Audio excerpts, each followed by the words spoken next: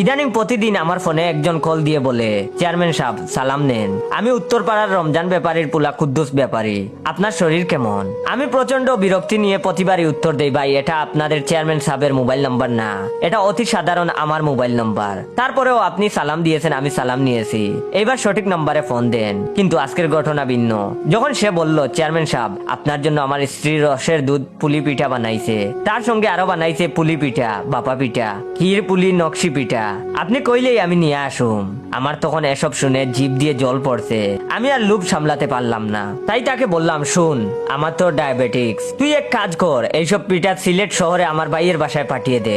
তখন সে বলল, চেয়ারম্যান সাহেব আপনার লাগে এই বউ শখ কইরা বানাইছে। আমি তখন বললাম, আরে আমার ভাইয়ের খাওয়ান আর আমার খাওয়ান একই কথা, শুন ওর হাঁসের মাংস আর সিট পিঠা অপছন্দ, দেখ সেগুলো পাঠাইতে পারিস নাকি। তখন সে বলল, নেতা এটা আপনি কি কইলেন, সেটা পারবো না মানে, এখনই আমি রাজহাঁস এবং সিট পিঠার ব্যবস্থা করতেছি।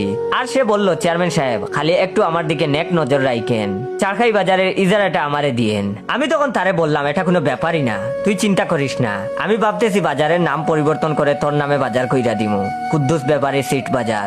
তখন সে বলল, নেতা সিট বাজার মানে? আমি তখন বললাম, আরে তুই আমার বাইরে সিট পিঠে খাওয়াচ্ছিস না, তার জন্য বাজারের নাম সিট বাজার, দেখবি সিট বাজার হবে হিট বাজার, বাজারের সন্ধ্যায় পুতুল নাচের ব্যবস্থা করবি। তখন সে বলল, উস্তাদ আপনার পায়ের দুলা নিমু। আমি তখন তাকে বললাম, শুন তাড়াহুড়া করিস না, হাঁসের মাংস আমার বাইরে পাঠা, দেখি হে কি কয়, দেখি তোর সিট পিঠা ঠিক আছে কিনা, তারপরে সিট বাজার তোর। আমি তোরে আমার ভাইয়ের অ্যাড্রেস মেসেজ করতেছি।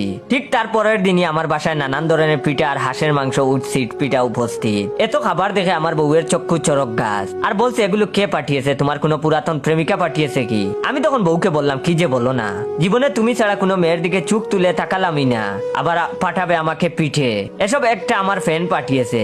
তুমি তো আমাকে দাম দাও না, কিন্তু দেশ জুড়ে মানুষ আমাকে অনেক ভালোবাসে। তখন বউ বলল, কিন্তু লিখেছে চেয়ারম্যান সাহেবকে ভালোবাসা। আমি তখন বললাম, আরে বুকামে, এটা হচ্ছে হৃদয়ের চেয়ারম্যান, ভক্তদের ভালোবাসা তুমি বুঝবে না। তারপর আমার দিনগুলো ভালোই চলছিল। চেয়ারম্যান সাহেব মনে করে অনেকেই আমাকে ফোন দেয়, তাকেই কিছু না কিছু কাজ ধরিয়ে দেয়। আরেকজন বলল, চেয়ারম্যান সাহেব শরীর ভালো আসেনি, আমি রশিদ বুইয়া, বুইয়া স্যানিটারির মালিক। আমি তখন বললাম, কেমন আছিস, স্যানিটারির ব্যবসা তো ভালোই চলছে। তখন সে বলল, আপনাদের দুহায়, আপনার একটু খেদমত করবার চাই চেয়ারম্যান সাহেব। আমি তখন বললাম, খেদমত? আমার খেদমত লাগতো না। আর বললাম, শুন আমার ভাই সিলেট শহরে থাকে, তার অনেক দিনের শখ পুকুরের তাজা মাছ খাইবে, শহরে তাজা জিনিস পায় না। তখন সে বলল, চেয়ারম্যান সাহেব কোনো চিন্তা করবেন না, কালকেই পুকুরের তাজা মাছ এবং নদীর ইলিশ পাঠাইতেছি। আমারে কিন্তু এইবার বিশ্ব সুন্দরী মহিলা কলেজের সভাপতি বানান লাগবই। আমি তখন বললাম, এটা কোনো ব্যাপারই না, তুই হবি বিশ্ব সুন্দরী কলেজের সভাপতি, বিশ্ব সুন্দর, দেখি তোর একটা ছবি হোয়াটসঅ্যাপে পাঠা। তুই হবি বিশ্ব সুন্দরী কলেজের সভাপতি, বিশ্ব সুন্দর, দেখি তোর একটা ছবি হোয়াটসঅ্যাপে আগে পাঠা। তারপর সে আমাকে ছবি পাঠালো, ছবি দেখে আমি আটকে উঠি। ছোটবেলায় আলিফ লাইলা সেই দ্বৈততার মতো লাগছে। তখন সে বলল, চেয়ারম্যান সাহেব ছোটবেলায় আমার মা আমার মাথায় কালো টিপ লাগিয়ে দিত, যেন নজর না লাগে। আমি তখন বললাম, তোর মা উচিত কাজ করেছে, তোর যদি আরো নজর লাগতো। বাইরে ভাই বলে তোমার দিতে পারি না, ইদানিং কি জন্য কি একটা সমস্যা হইলো। আমি তখন বললাম, তোর মা উচিত কাজ করেছে, তোর যদি আরো নজর লাগতো তাইলে তোরে ডাইনোসরের প্রজাতি থেকে আলাদা করা যাইতো না। শুন তোরে কলেজের সভাপতি বানায় দিমু, কিন্তু একটা রিকোয়েস্ট, তুই মাস্ক পইরা কলেজে যাবি, যেন সুন্দরীরা তোরে নিয়ে টানাটানি না করে। আমার কথা শুনে তখন সে বলল, উস্তাদ এটা ভালো কইছেন, সুন্দরী কলেজের সভাপতি হইলেও আমারে নিয়ে সুদূর বুদুর চলতো না, আমি খালি একটা মাইয়ারে বিয়া করতে চাই, আমার এখনো শাদী হয় নাই। আমি তখন বললাম, শুন বিয়ে করলি মুঠার চশমার মেয়ে বিয়ে করবি, যেন চশমা খুললে কিছু না দেখে।